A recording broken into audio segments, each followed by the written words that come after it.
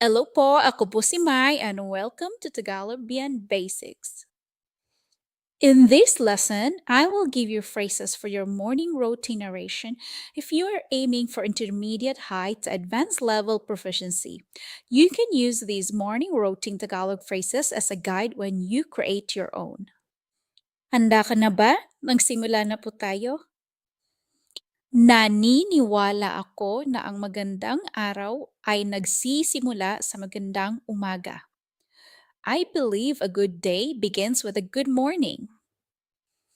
Kaya pagbangon ko ay humihinga muna ako ng malalim para sa kalmado at malinaw na pag-iisip.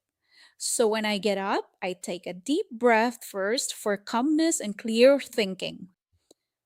Inaayos ko ang kama ko bilang unang hakbang sa paglikha ng maayos na ritmo.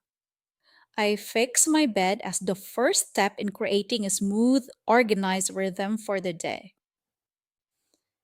Habang umiinom ako ng kape, iniisa-isa ko sa isip ang mga dapat kong tapusin at ang enerhiya na gusto kong dalhin sa buong araw. While I drink my coffee, I go over the things I need to accomplish and the energy I want to carry throughout the day. Naliligo ako para magising ang katawan at malinawan ang isip. I take a shower to wake up my body and clear my mind. Nagbibihis ako ng may layunin, pinipili ang damit na sumusuporta sa kumpiyansa ko. I get dressed with intention, choosing clothes to support my confidence. Sa huli, umaayos ako ng bahay ng may malinaw na direksyon at positibong pananaw sa lahat ng haharapin ko. In the end, I leave the house with clear direction and a positive outlook toward everything I'm about to face.